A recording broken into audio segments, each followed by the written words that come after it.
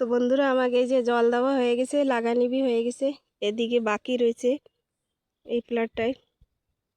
আলু দেখেন জায়গায় জায়গায় বেড়েছে, বাইরে নেই। আর এই পাশেরগুলি সব বাইরে গেছে। তার ভিতরে এই যে মরিচ চারা লাগাই দিছি। এই পাশেরটা পুরো হয়ে গেছে। আর এই যে লাগাইছি রসুন, এই পাশে ওই যে রসুন বেরিয়ে গেছে। এই যে গাঠগোবি। আর এই যে পরে এই জায়গায় হলদি ছিল, এই যে হলদি উঠানোর পরে এই যে পেঁয়াজ লাগাই দিছি। চলেন আরও দেখাচ্ছি। এই যে এর ভিতরে সব মরিচ চারা লাগাই দিছি।